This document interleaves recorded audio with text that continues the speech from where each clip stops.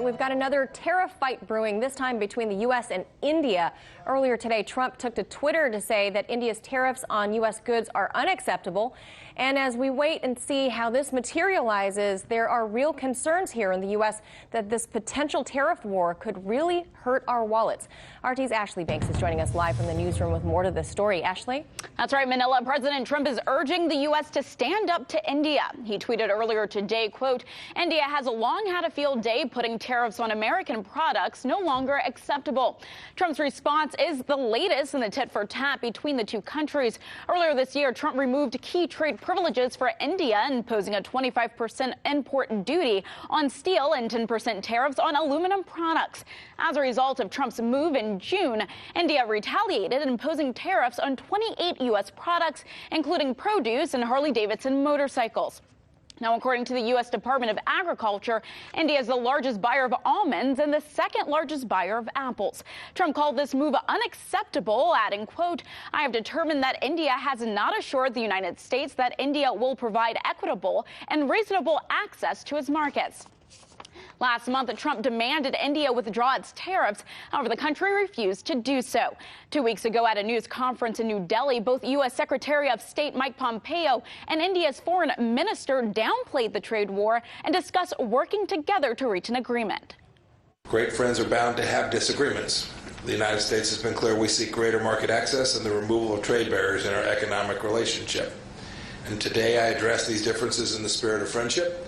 And I think that the two of us will be able to see a good outcome for each of our two countries. On some outstanding issues, particularly relating to trade, my urging was that we take a constructive and pragmatic view of that. It is natural when you have trade that there will be trade issues.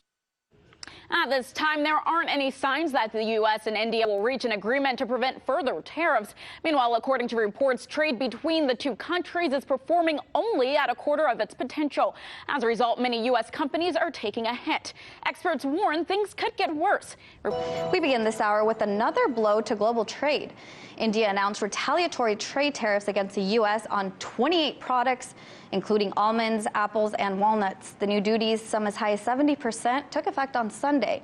The relationship between the U.S. and India has grown sour in recent weeks after the Trump administration ended India's participation in a preferential trade program earlier this month. Joining us now to break it down is Steve Gill, former official of the U.S. Trade Representative's Office. Steve, thank you for your time. Thanks, Sarah. Now, India initially issued an order to raise some of these import taxes on U.S. items last June. This was when the Trump administration first issued tariffs on steel and aluminum, but they postponed those duties. Now, besides protecting their own economy, what message are they really trying to send here, or what leverage are they trying to gain? Well, I think it's all about trying to protect their own economy. They've had tariffs and non-tariff barriers for quite some time. Now, you've got tariffs, which are taxes, and then you've got other things that keep other countries' products or services out of your own country, and they've been imposing those for a long time. And what the Trump administration has said is, look, you all now have a growing, thriving economy. You don't need special protections, and we certainly don't need a situation where you're charging high tariffs on U.S. products, goods, and services, and non-tariff barriers that keep us out of your market while you have open access to our own. Why this matters so much is India, like China, is a country with over 1 billion people. So you have a lot of U.S. manufacturers who want to be in that market, even if it's things like credit cards and banking. And if we're not there, we're missing out on a 1 billion-person market. Well, and that's something that Trump has been pretty hard on in hitting other countries with these tariffs. But U.S. Secretary of State Mike Pompeo, now he's expected to visit India later this month, and this will be just before the G20 summit, where even President Trump is also expected to meet with India's Prime Minister Narendra Modi. Will there be dialogue? Oh, I think they'll definitely talk. And then in China, at the end of this week, you're going to have the G20 summit that it's called G20. It's supposedly 20 countries. It's about 37 that will be there meeting. And I expect there'll also be time to try and work out some of the trade disputes here as well. Again, one of the things that you hear with all these disputes, whether it's with China, whether it's Mexico, Canada, or with India, is the U.S. taxes that we're putting on goods that are being imported. And a lot of times I think the media overlooks the high taxes that are being imposed to keep U.S. products products and goods out of these markets, or in the case of China, where they're essentially excluding the U.S. beef market. In Japan, they've started to allow more beef products. So you've got a lot of these countries that are arguing against us imposing tariffs when they've had higher tariffs in place and complete bans on some of U.S. goods, services, and products in the past. I think we need to do a better job of explaining what rules are keeping us out rather than just the response that the Trump administration is doing. Well, and in China, we've seen China and the United States in an almost year-long trade war. Earlier today, a spokesperson for China's Ministry of Foreign Affairs made a comment on India's retaliatory tariffs. Now, let's take a listen to what he said. Every country has the right to defend its legitimate rights and interests. Now, the U.S. and China are still in this trade war. Could we see a trend here with trade between the U.S. and New Delhi?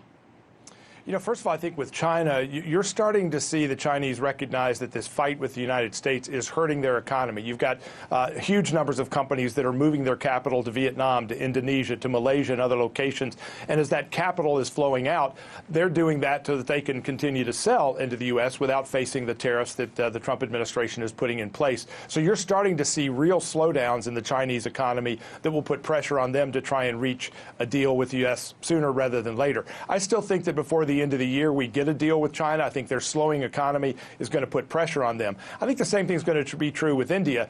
They don't want to get in a fight with a market the size of the U.S. where they have had great access in the past in order to deny us access to their market. And I think that as India and the U.S. get together, I think that, again, they'll be able to work out some resolution to this deal.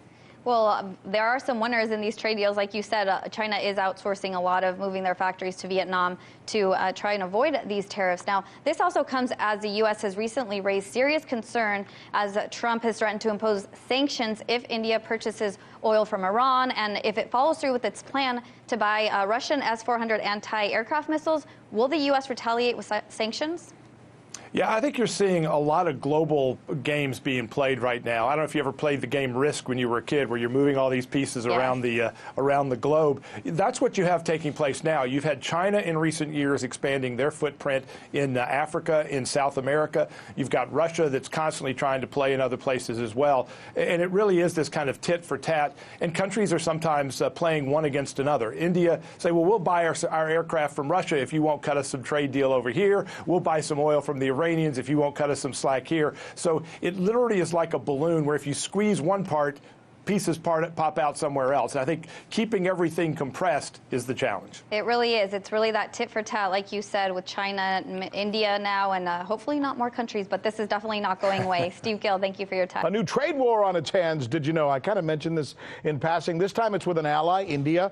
This weekend, India slapped tariffs on 29 U.S. goods. It's estimated to cost the United States somewhere around $250 million just by the end of this year.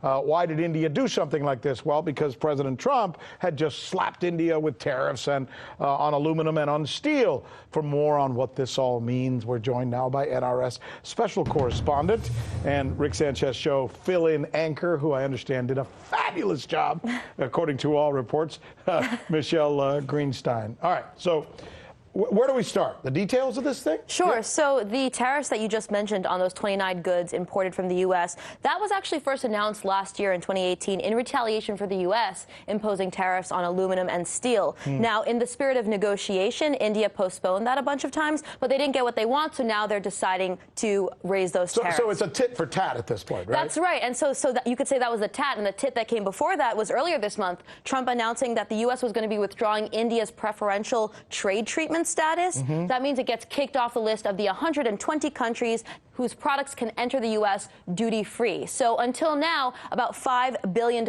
in exports from India were entering the U.S. duty-free. No more.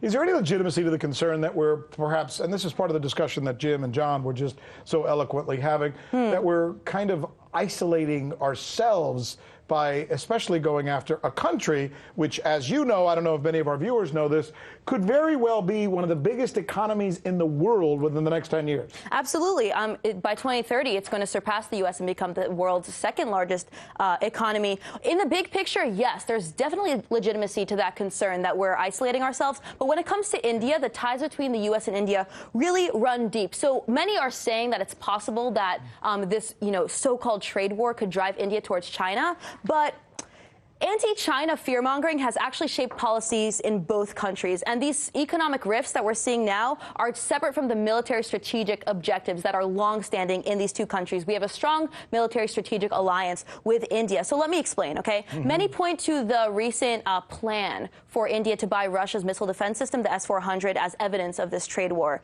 A senior Trump administration official said that this would give us serious concerns. It would leave India vulnerable to sanctions. But the U.S. has something much more powerful. The U.S. has a shiny object, if you will, and this could be used to make sure India ends its military relationship with Russia. And that is the shiny object of a NATO-like ally status. The U.S., there are reports that the U.S. is planning to include India on its international traffic in arms regulations list. So that would place India on this list of countries when it comes to exports of high-level military technologies, on par with NATO allies, on par with Israel, Korea, and a number of other countries as well. So if it passes, India would basically be on par with these NATO allies for the export of military technology like drones, missile defense, ballistic missile, directed energy weapons. This could be huge for India. It would be a huge shift, and it would be an unprecedented growth of this military alliance. So what you're telling us is the untold story behind all of this is, though it's being presented as an economic tit for tat, as we said, it really has an underpinning of militarism behind it. Concern about the power of India, matching up with Russia, for example. That's right. India really has no realistic alternative, and the U.S. wants this ally to weaken Russia economically, and they both want to contain China. So it's very possible we're about to see a deal being made between these two countries. The Indian ambassador hinted towards this, and Mike Pompeo hinted towards this as well. Smart stuff. Good stuff. Thank you, Michelle. Thanks a lot. Thanks for putting that together for us. Well, thanks for checking out our channel. We hope you enjoyed the video. We have tons of content for you just like this. For more one-of-a-kind news and analysis, be sure to subscribe.